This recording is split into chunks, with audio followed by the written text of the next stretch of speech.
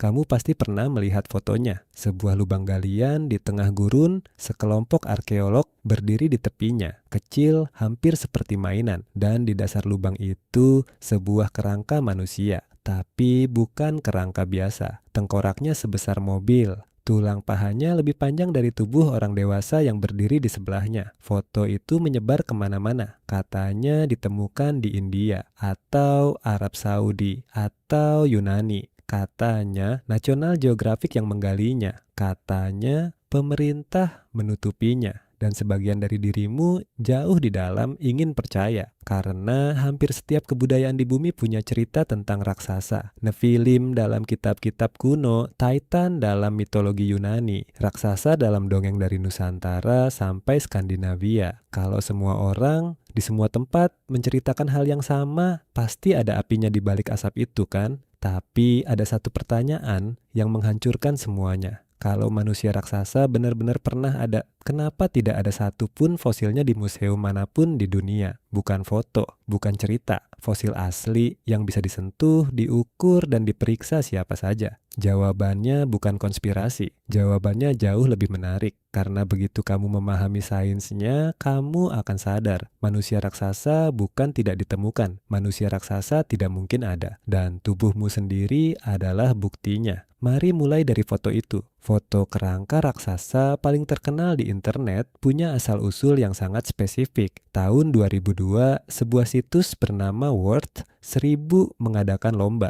Bukan lomba arkeologi, lomba manipulasi foto. Peserta ditantang membuat penemuan mustahil yang terlihat nyata. Seorang desainer dengan nama samaran Iron Kite menggabungkan foto penggalian fosil hewan raksasa dengan tubuh manusia. Hasilnya, sebuah kerangka raksasa yang tampak begitu meyakinkan. Gambar itu memenangkan lomba, lalu ia lepas dari kandangnya. Dalam hitungan bulan, foto itu beredar sebagai penemuan nyata, ditempeli teks, raksasa ditemukan di gurun. Diklaim digali oleh National Geographic. National Geographic sampai harus mengeluarkan pernyataan resmi bahwa mereka tidak pernah menemukan apapun seperti itu. Tapi sudah terlambat. Kebohongan berjalan lebih cepat daripada bantahan. Sampai hari ini, hampir setiap foto kerangka raksasa yang kamu temukan online bisa dilacak kembali ke lomba Photoshop itu atau turunannya. Bukan ke gurun, bukan ke situs penggalian, ke sebuah kompetisi mengedit gambar, tapi ini menimbulkan pertanyaan yang lebih dalam. Oke, fotonya palsu,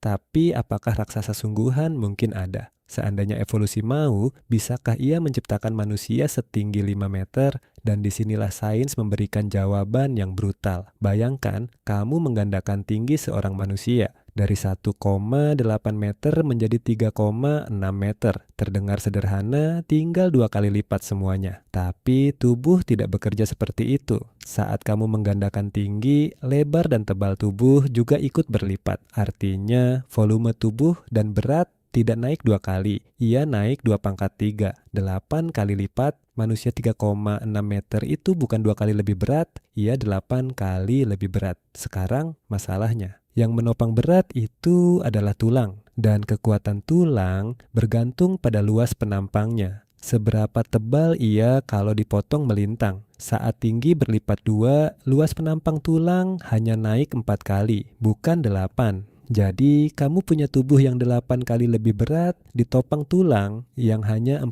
kali lebih kuat. Ini namanya hukum kuadrat kubik dan ia adalah salah satu aturan paling kejam di alam. Semakin besar sebuah makhluk, semakin berat ia dibanding kekuatan tulangnya sendiri. Pada titik tertentu, tulang itu tidak lagi sanggup menopang tubuh. Ia hancur di bawah beratnya sendiri, tanpa jatuh, tanpa ditabrak apapun. Cukup dengan berdiri. Inilah kenapa gajah tidak terlihat seperti kijang yang diperbesar. Kaki gajah bukan kaki kurus yang di zoom. Ia pilar tebal seperti batang pohon karena hanya bentuk itu yang sanggup menahan beban sebesar itu. Manusia raksasa setinggi 5 meter dengan proporsi tubuh manusia biasa. ia tidak akan bisa berjalan. Ia bahkan tidak akan bisa berdiri. Tulang pahanya akan retak saat ia mencoba bangkit dari duduk. Evolusi tidak pernah menciptakan manusia raksasa bukan karena lupa, tapi karena fisika melarangnya. Dan kita tidak perlu sekadar berteori, kita punya buktinya dalam sejarah nyata. Manusia tertinggi yang pernah tercatat sepanjang sejarah bernama Robert Wadlow. Ia lahir tahun 1918 di Amerika Serikat. Saat meninggal di usia 22 tahun, tingginya 2 meter 72 cm, bukan 5 meter, bukan 4 meter, kurang dari 3 meter, dan bahkan tinggi itu sudah nyaris menghancurkannya. Tubuh Wadlow tumbuh terus tanpa henti karena gangguan pada kelenjar pituitari, kelenjar yang mengatur hormon pertumbuhan. Ia nyaris tidak pernah punya kesempatan untuk berhenti tumbuh. Kakinya hampir tidak bisa merasakan apa-apa. Ia harus memakai penyangga besi untuk berjalan, dan pada akhirnya sebuah lecet kecil di kakinya akibat penyangga itu memicu infeksi yang merenggut nyawanya. Manusia tertinggi dalam sejarah tidak dikalahkan oleh musuh. Ia dikalahkan oleh tubuhnya sendiri yang tumbuh melampaui apa yang bisa ditanggung biologi manusia. Bayangkan, itu terjadi pada tinggi kurang dari 3 meter. Sekarang bayangkan 5 meter. Angkanya bukan sekadar mustahil, ia fatal. Tapi disinilah ceritanya berbelok. Karena raksasa